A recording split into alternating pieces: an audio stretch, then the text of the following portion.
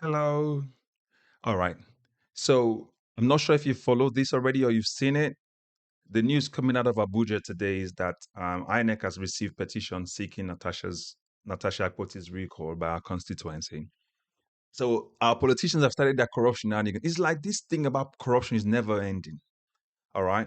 So I'm going to take this news from Punch and Vanguard because Punch is the story is still developing, so Punch is just not giving a lot of details. But Vanguard goes more into the details, what had transpired. So before I get through to the news, if you've not subscribed yet and you've been watching us for a while, please go ahead and subscribe. But if you're meeting this content for the first time, please do subscribe, like, share, and comment in the comment section. Let us know what you think about the story.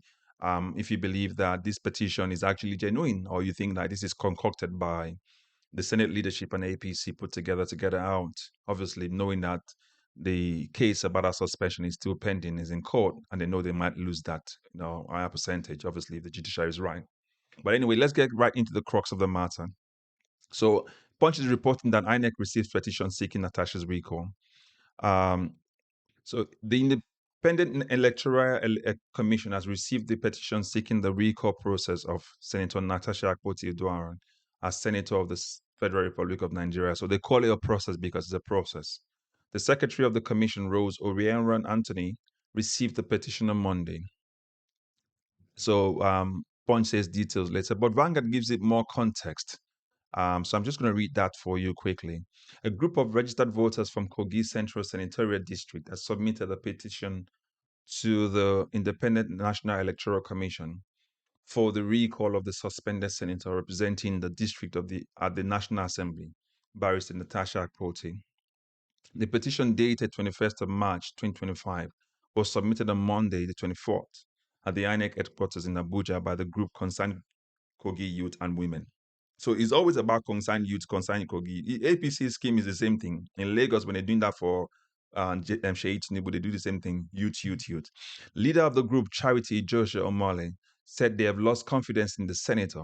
She said, I mean, we need to go and check who that lady is anyway. And obviously, she will be an APC agent, but go and check that who the person is, Charity Joshua Omale. She said, we have lost confidence in her because of a gross misconduct that led to a suspension in the Senate, and we, the Kogi Central, not to be represented. So she didn't say that this woman was, allegedly harassed by the Senate president, but she said gross misconduct. We have come to recall her because we cannot afford to not to be represented. The petition is from Concerned Kogi Youth and Women. We, the people of Kogi Central, voted in her, and we are here to recall her. We have 488,000 registered voters, and as I speak to you now, we have more than 250,000 voters who have signed for our recall. In the petition addressed to the INEC chairman, Professor Mahmoud Yakubu, entitled Constituents Petition for the recall of Senator Natasha Akpoti on the grounds of loss of confidence, the petitioner said, we, the undersigned, being duly registered voters of the Kogi Central Senatorial District, hereby invoke our rights under the law of the Federal Republic of Nigeria to formally demand the recall of Senator Natasha Akpoti from the Nigerian Senate. In particular, this petition for the recall of Senator Natasha Akpoti Oduara is brought pursuant to the Section 68 of the 1999 Second Constitution of the Federal Republic of Nigeria as amended, and as well as INEC's regulation and guidelines for our recall. Kindly recall that Natasha Akpoti emerged as the senator by verdict of the Court of Appeal, Abuja, on Tuesday, October the 31st, 2023, which affirmed the People's Democratic Party candidate as winner of the February 25, 2023 Kogi Central senatorial election. The petition arises from our loss of confidence in the Senate on grounds of gross misconduct, abuse of office, evasion of due process, and a pattern of deceitful behavior that has not only embarrassed the people of Kogi Central constituency, but has also tarnished the integrity of the Nigerian Senate and our nation's democratic institution. By this petition, we have made sure is signed by more than one half of the registered voters in Kogi Central. We hereby demand that the INEC immediately commences the constitutional and procedural process of recall to remove Senator Natasha Akpoti from office and declare seat vacant. All right. So this has got the hands of the Senate all over it. This particular this is particular paragraph. Let me just highlight that.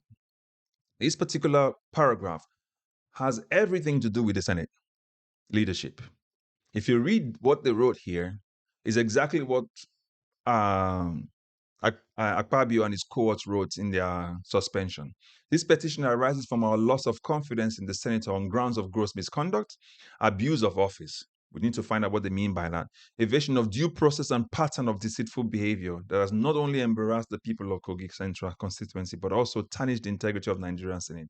So you can see that it's about the Nigerian Senate and the Senate leadership under Akpabio. Everything under Akpabio is going to be destroyed before that man is done. See my point? Anyway, this is another of those shenanigans and corruption that we can see coming out of Nigerian Senate. It is Nigerian Senate this under this Akpabio regime has been nothing short. It's just a laughable system right now. Akpabio's leadership of Nigerian Senate is a kangaroo system, you know. So that's Natasha Akpoti. If you recall, made a video a video of this Kogi West senatorial senator Karimi Sunday Karimi today actually. That's before this news came out. Where he talked about how Natasha disgraced Kogi State and Nigeria. So you can see there was a pattern. There was a build up to it. You know, so you just seeing this petition submitted right now is not a coincidence. There was a build up to um, these whole things happening, the submission of this petition to recall her. Now, when INEC receives such a petition, by right, they have to initiate a 90-day. It starts today, and within 90 days, they must have done the recall process. That recall means they will have to verify this signature if they are right. They will have to carry out a referendum to see if this is correct. That referendum includes a yeah or a no. So what I did was um, I went to the INEC website to get questions about and questions about recall, so that would help a lot of people when they're asking what is this recall process about. But again, if you've not subscribed, please do so, like and share as well. If you're meeting this content for the first time, please like, share, subscribe, and let us know in the comment section what you think. We need to. I want to laugh because all I can see here is just corruption all over, playing all over again. Okay, so some of the question answer um, that INEC provides in on their website here is this question: what is a recall petition? A petition submitted by electorate of a constituency for withdrawing their elected representative from a legislative house.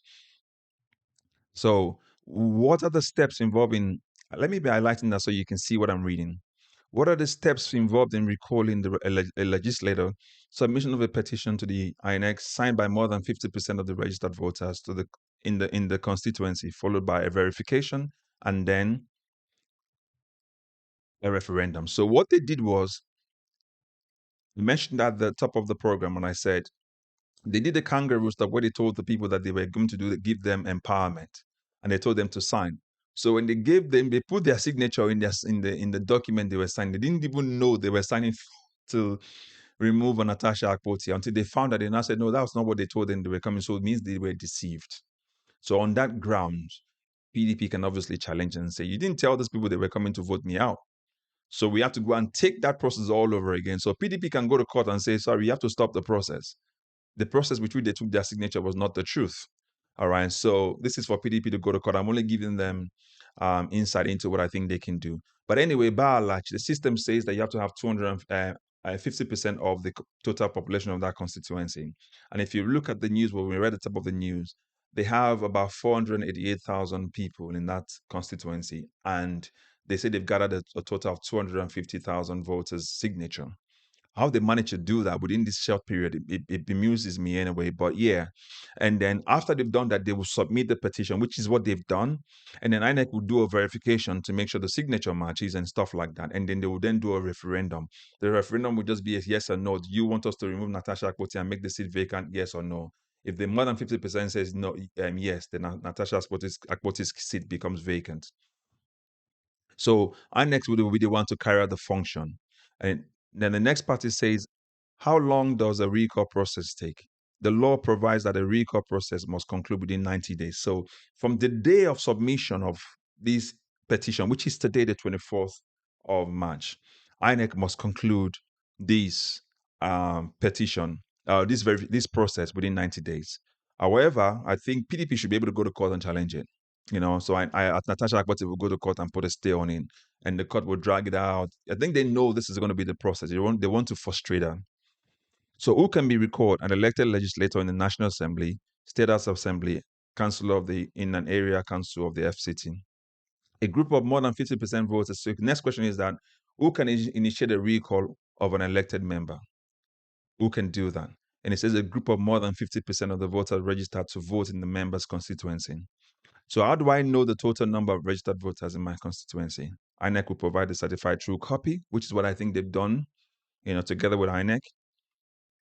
And then where they will do that in the different polling units. But I think I want to jump down to where the part for a petition to, so can a petitioners withdraw their petition? The answer is yes. For a petition for recall can be withdrawn at any time before the conduct of verification, provided that the withdrawal is endorsed by the representative of the petition. So all 250,000 people would have to say, no, we don't want it anymore, withdraw it.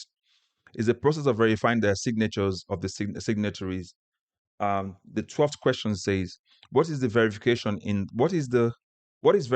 a recall proceeding?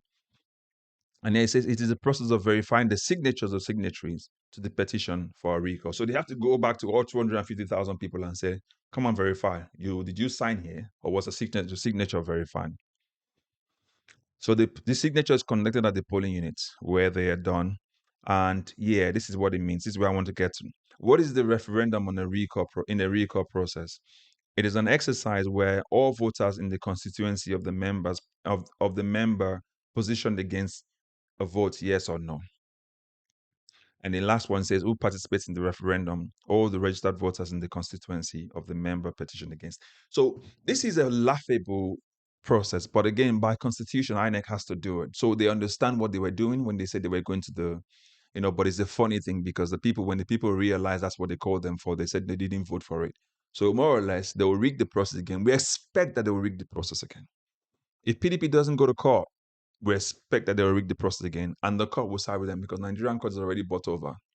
So they already cooked this whole thing from the pit of hell in their backyard, and they come back to just lay down. But then they're using the face of a woman, so that they won't say a man is the one doing it. So it's a woman. They won't say it's a sexual thing or something like that, or it's a male or female issue or something like that. That's what I mean by a sexual thing. So, but yeah,